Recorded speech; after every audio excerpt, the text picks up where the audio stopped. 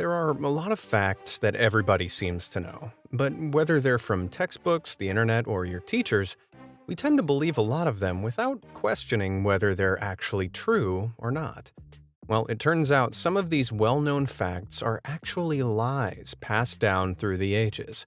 Others are just downright wrong, and the truth behind them is almost unbelievable. So prepare to have your mind blown into another time zone as we take a look at some facts that sound so crazy you won't believe they're true.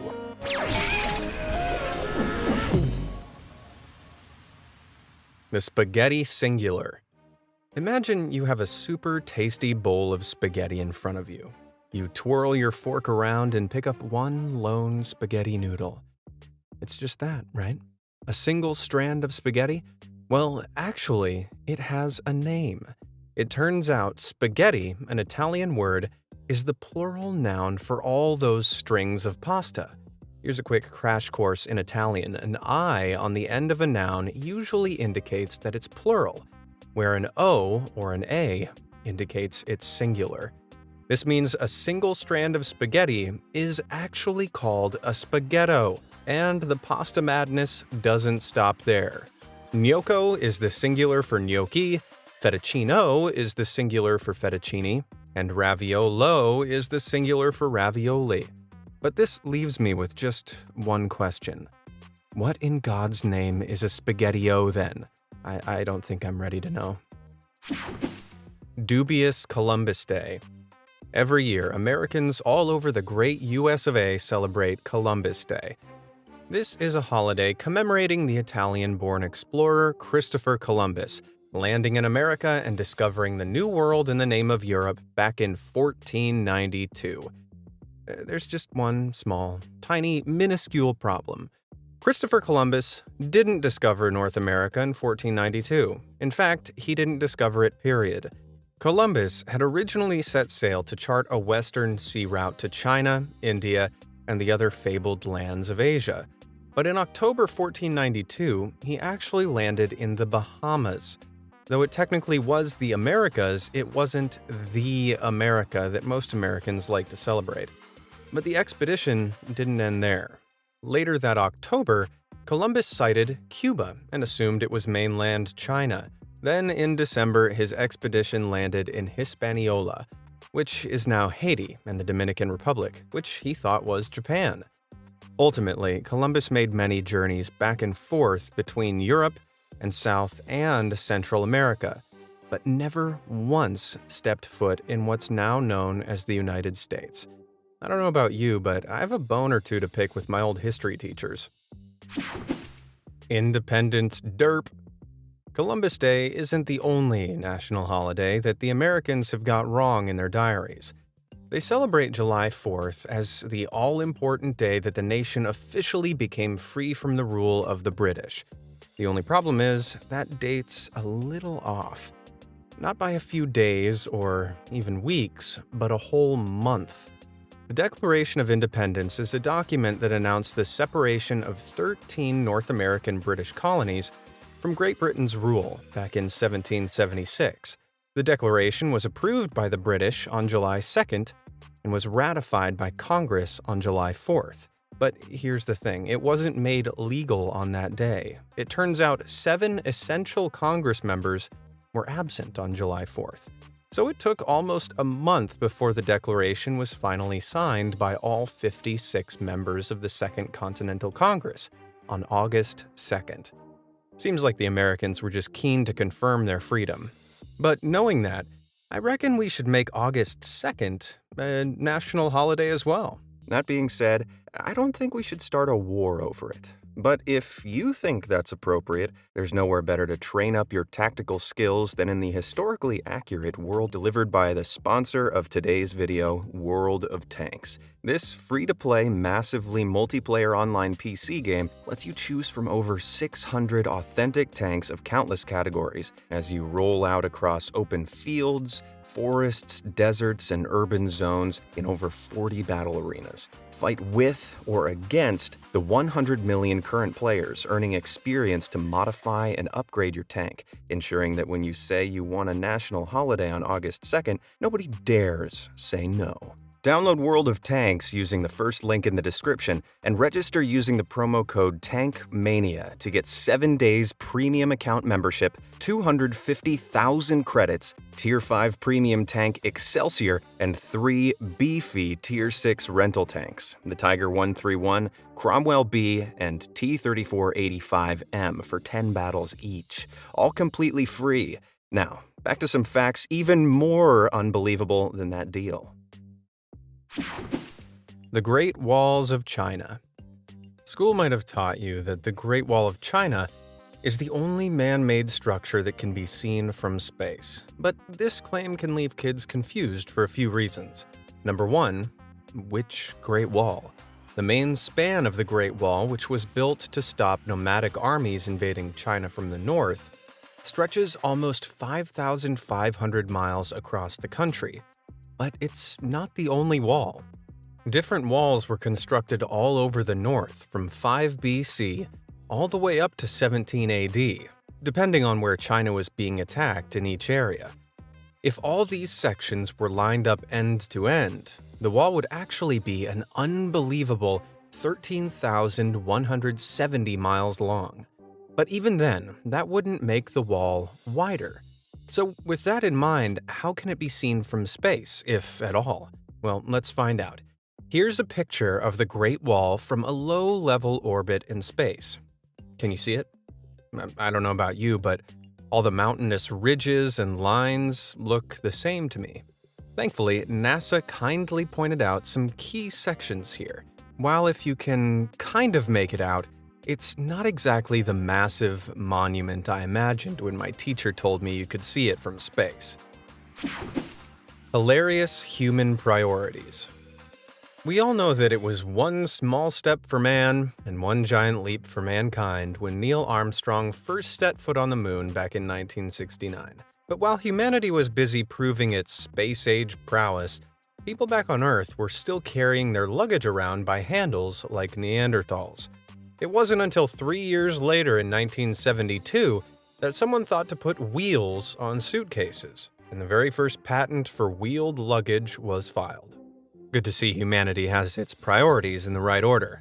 As unbelievable as it sounds, there's a good reason it was done this way round. The space race of the 1960s forced a lot of innovation in the space industry, while long-haul travel wasn't as common back then. Still, I find it pretty astonishing that man went to the moon before he thought to put tiny wheels on suitcases. You know what else I find astonishing? The fact that you haven't hit those like and subscribe buttons yet, and that's no lie. Go ahead and hit them up for even more amazing, fact-filled content every week. Great, now where were we? Clouds weigh a ton. As light and fluffy as they look floating up in the sky, clouds aren't as weightless as they appear.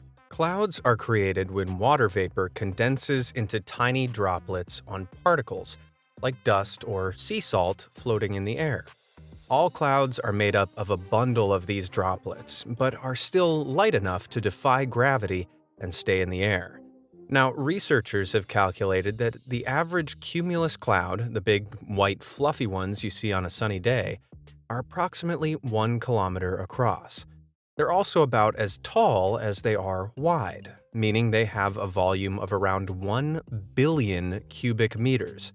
They've also established that there's roughly 0.5 grams of water droplets per cubic meter of cloud. That may not sound like much, but when it's all added up, that means these clouds are a staggering 500,000 kilograms, or roughly 1.1 million pounds.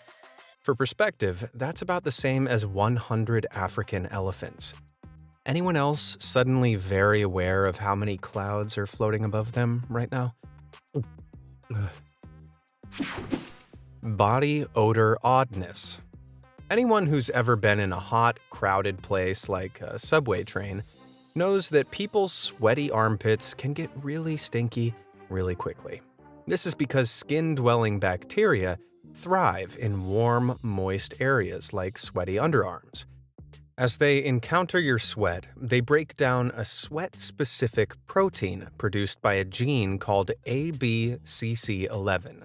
It's this protein, which is broken down into smelly products called thioalcohols by the bacteria, that causes the nauseating stench of body odor. While decent people solve this nose-pinching problem with a few sprays of deodorant, most Koreans don't need to. That's because even though they produce sweat, around 99% of the Korean population has a non-functional ABCC11 gene. So they don't produce that all-important protein and, in turn, don't smell compared to the rest of the world. Scientists believe that being stinky was evolutionarily selected against around areas of East Asia thousands of years ago, meaning that while stinky people died alone, fresh-smelling individuals passed the genes onto their children. Man, this makes me wish I'd been born Korean. I'd save so much money on deodorant, and I'd probably have a girlfriend. Crazy combat dolphins. You might know that the military regularly uses animals, like dogs, to help them detect and dispose of bombs thanks to their superior olfactory abilities. This is handy for operations on land, but what about operations out at sea? Well, it turns out that navies around the world have been working with specially trained sea dogs. And no, I don't mean dogs wearing water wings. Since the 1960s, before underwater drones became a major military tool, dolphins were trained to carry radars, detect mines, and search for underwater enemies. Over in Soviet-era Russia, though, dolphins weren't just tools, they were weapons, trained by experts to attack enemy divers and even warships. While this sounds like some insane conspiracy theory, there's financial proof that it's all real. Back in 2007, the U.S. military spent a whopping $14 million on marine mammal research, while training as many as 75 dolphins. These sea creature commandos were so good at their jobs that it's believed dolphins have saved more lives in open waters than human lifesavers, thanks to their bomb-detecting abilities. Wow, give that sea dog a bone. Bananas don't grow on trees. Looking at the massive leaves and branches that bananas grow on, which can reach a staggering 30 feet high, you might be forgiven for thinking that bananas grow on trees, right? Wrong. But if that's not a tree, what else could it be? Maybe some kind of massive palm, or perhaps it's some sort of huge bush. Well, brace yourself, because the banana plant is actually an herb. That's right, bananas grow on the largest herbaceous flowering plants in the world. Though their brown bases make you think they have tree trunks, these are actually pseudostems made up from a series of tightly packed leaves. But wait a minute, if this isn't a tree, then what kind of fruit does that make a regular banana? Oh boy, do I have news for you. Bananas are berries. You might think that all berries are easy to identify thanks to their names, like strawberries, raspberries, and blackberries. But here's the kicker. The word berry is actually a botanical term, not an English one. And according to the laws of botany, a berry has 3 distinct fleshy layers: the exocarp, or outer skin, the mesocarp, or fleshy middle, and the endocarp, aka the innermost part, which holds the seeds. Now, by this logic, strawberries are not in fact berries, but fruits like bananas bizarrely are. And the madness doesn't stop there. Other fruits that can be classed as berries are oranges, grapes, and even eggplants, though you won't see me adding an eggplant to my fruit salad anytime soon. So where does this leave strawberries? Botanically, they're classed as accessory fruits, like pineapples and figs, the flesh of which develops from a single flowering receptacle. It's this red flesh that's embedded with what is technically the real fruit, which people commonly think of as its seeds. So not only is a strawberry not a berry, but its seeds aren't even real seeds. Anyone else starting to think their entire life is a lie? The real forbidden fruit. One of the oldest and most well-known stories in the Bible revolves around 5 principal characters: Adam, Eve, God, Satan in the form of a talking snake, and an apple. The story goes that God creates Adam and Eve, lets them live in a very nice garden, and says they can eat anything except the apples hanging on the tree of knowledge. Spoiler alert, the Satan snake persuades Eve to eat the apple, and all of a sudden, both of them are banished. This famous tale has been perpetuated and passed down through art, illustrations, animations, and even films for centuries. But here's the strange part. The fruit that Eve eats isn't an apple. I'm not kidding. Despite all the stories you might have heard, there's no mention in the original book of Genesis about the fruit being an apple. Translated from the original Hebrew, the story only ever refers to the fruit of the tree. Now, with that in mind, this forbidden fruit could have been anything that grows on a tree, like a fig, a peach, a pear, a pomegranate, maybe even a durian. Ouch. Wouldn't want to be picking one of those while I was in my birthday suit. There were no 3 wise men. If the God-botherers were mad to learn about the lack of apples in the Bible, then they're really going to hate what's coming next. The tale of the 3 wise men is a popular Christmas tale for Christians the world over, but even the most devout of them probably haven't noticed that at no point in the original book of Matthew were there ever specifically 3 wise men. It's assumed there were 3 because in the Bible, they presented 3 famous gifts of gold, frankincense, and myrrh to celebrate the birth of Jesus. But what about the Bible's references to the 3 kings then? I can hear the Christian Karens crying. Well, funnily enough, the book of Matthew in the New Testament doesn't support the 3 kings interpretation. 3 kings was just a phrase from a prophecy in the book of Isaiah in the Old Testament. In other words, we don't know for sure just how many wise men really turned up. There could have been 4, 5, 20, maybe even 100. Well, that's going to make carol singing a lot more interesting this year. Taking the pith. We all know that watermelons are green on the outside and deliciously red on the inside. But what you might not know is that they didn't always look this way. Around 1645, Italian artist Giovanni Stanchi painted this collection of fruits. He used peaches, pears, and even a few squash. But hang on, what is that freakishly fleshed fruit down in the corner? That, my friends, is actually a watermelon. You might be thinking that this is just an unusually unripe melon, but the black seeds indicate this fruit was perfectly ripe at the time it was painted. So, what's going on here? For hundreds of years, humans have selectively bred and cultivated watermelons to yield more delicious fruit and less of the bitter, seed-strong pith. That means the watermelons you enjoy have been engineered to look and taste the way they do today. But those engineering efforts don't stop with watermelons.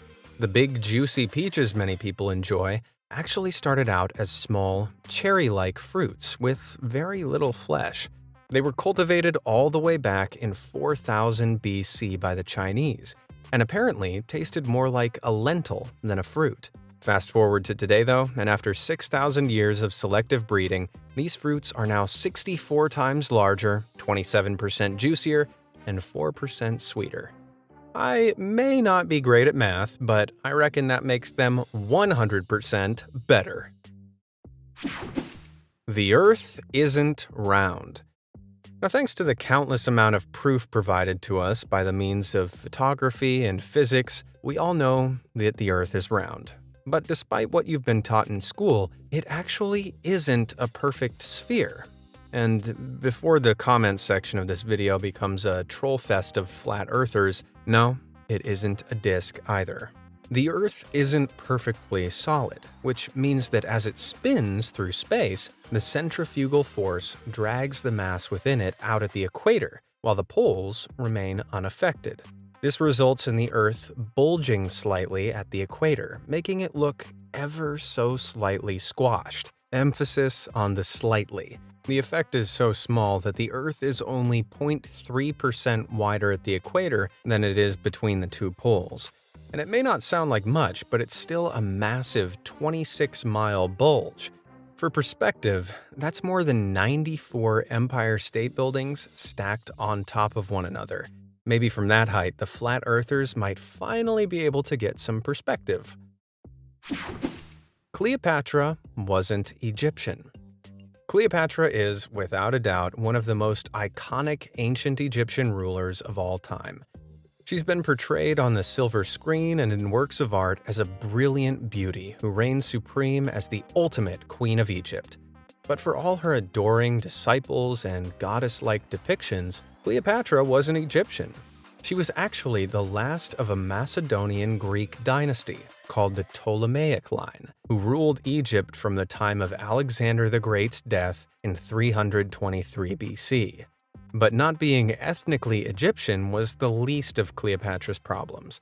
Like many royal families of the time, the Ptolemaic line often married within the family to keep their bloodlines pure. It was such a prevalent practice that researchers believe Cleopatra's parents were probably brother and sister. Ugh. Well, if a non-Egyptian woman who's a product of incest can become a supreme queen of Egypt, I guess anyone can achieve anything. The Cookie Monster's real name. Learning the alphabet was pretty boring when you were a kid. A is for apple, B is for ball, but C is for cookie, which most of us learned from a world-famous Muppet called the Cookie Monster. But in a somewhat disturbing twist, it turns out that Cookie Monster isn't this Muppet's real name. During a 2004 interview with Frank Oz, who does the voice of Miss Piggy and Fozzie Bear, he revealed that before eating his first cookie, the Cookie Monster had a different name. And that name was Sid. Just Sid. Not Sid Cookie, not Sydney Snacks, just Sid. A little bit anticlimactic if you ask me. A few years later, the Muppet cast made the name canon when, in 2007, the Cookie Monster sang, "The First Time Me Eat Cookie." In fact, back then, me think me name was Sid. Yeah. Yep, you heard this childhood-shattering truth straight from the Cookie Monster's, or should I say, Sid's, mouth. Mammoth monuments. Woolly mammoths are a now extinct species of pachyderm that flourished in the Ice Age of the Pleistocene epoch, nearly 5 million years ago. Without knowing any better, a lot of people assume these elephant cousins were only alive during the super cold Neanderthal period of human evolution. But that's not strictly true. While mammoths died out due to climate change and hunting about 10,000 years ago, the very last of them only went extinct around 1650 BC, just 3,600 years ago. And here's the mega mind-blowing part. That's about 1,000 years after the Great Pyramids of Egypt were built. That's right, the ancient Egyptians and woolly mammoths existed at the same time in history. You know, it's lucky they didn't exist in the same place as well. Otherwise, the mighty mammoths might have been roped into helping build the pyramids. Bubble wrap rooms. There's nothing on Earth more satisfying than popping bubble wrap. But as fun as the protective stuff is to pop, it wasn't originally designed to be a prominent packaging material. Back in 1957, inventors Alfred Fielding and Mark Chavan were trying to create a new kind of textured wallpaper that was all the rage at the time. Initially, they put 2 pieces of plastic shower curtain through a heat sealing machine, but they were left disappointed by the final, flimsy sheet of film dotted with trapped air bubbles. They were under no illusion that no one would want to paste this on their walls, so they patented the process and began thinking of other uses for their invention. They improved its design and remarketed it as greenhouse insulation, though it didn't make waves in that market either. After that, they finally discovered bubble wrap's true calling in the protective packaging industry. These days, around 240,000 miles of bubble wrap is made and used every single year. That's enough to loop around the Earth 10 times over. Pretty incredible to think this idea was once destined to become the world's ugliest wallpaper. Snail chops. Anyone who looks at a garden snail can point out its features, like its shell and its eyes, but where exactly is its mouth? Is it here, or maybe even here? Well, it's actually here, located on its slimy underside. While it may not look like it, a snail's mouth is made up of a tiny jaw and a flexible band underneath that contains around 14,000 microscopic teeth called the radula. The jaw cuts off larger pieces of food, like leaves, which is then scraped down by the radula as it acts like a teeny tiny cheese grater. But not all snail mouths look the same. Mystery snails, for example, are aquatic gastropods, whose radula is located on a flexible structure that moves in and out of their mouths as they scavenge. This allows them to munch on organic matter while also using their mouth to remain suctioned to the surface they're stuck on. And I thought those cheese grater teeth were horrifying enough when they weren't moving. Mice can grow human body parts. When organ transplants became increasingly successful back in the 1980s, the demand for them skyrocketed, and a huge problem suddenly hit the medical community. The need for organs was much, much greater than the number of organs available, leaving them with a terrifying shortage. So in 1997, surgeons and engineers began experimenting with whether or not human body parts could be grown, not in a lab, but on animals. The experiment was a success, as proven by the Vacanti mouse, a rodent with a human ear growing on its back. Surgeons achieved this by creating a small scaffold, which they inserted under the mouse's skin. They then injected cartilage cells, which grew around the scaffold, creating the shape of an ear. Amazingly, the cells thrived, resulting in a lab-grown human ear that helped prove extensive tissue regeneration in living subjects was possible. It's this essential scientific discovery that's allowed doctors to regrow cartilage-based features in humans, like this ear grown on a veteran soldier's forearm after he lost it defending his country. Once fully grown on a part of the body that receives good blood flow, the ear can be safely transplanted onto the side of the head without much risk. And to think this amazing breakthrough was thanks, in part, to a brave little mouse. This isn't a sonic boom. If you've ever been lucky enough to witness an aircraft going supersonic, you'll know the only thing more impressive than the sound is the sight.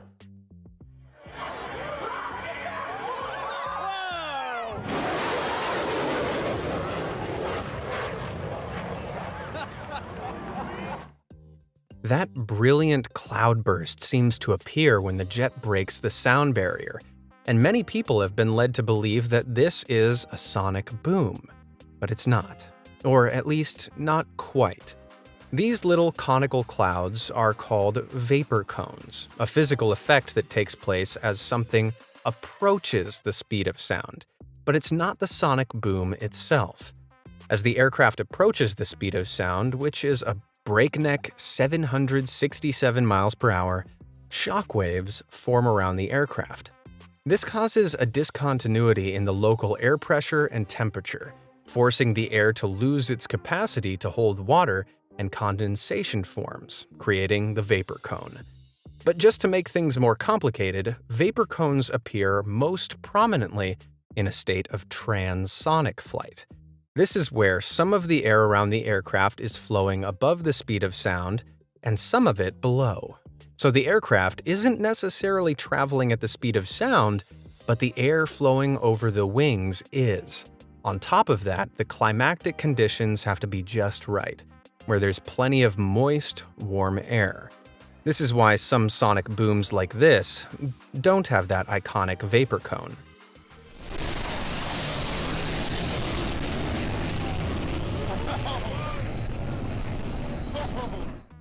Even without the vapor cone, though, that's still seriously impressive. Well, that's my worldview ruined forever. How about yours? Did any of these freaky facts turn your world upside down? And do you know of any others I might not have heard before? Let me know down in the comments, and thanks for watching.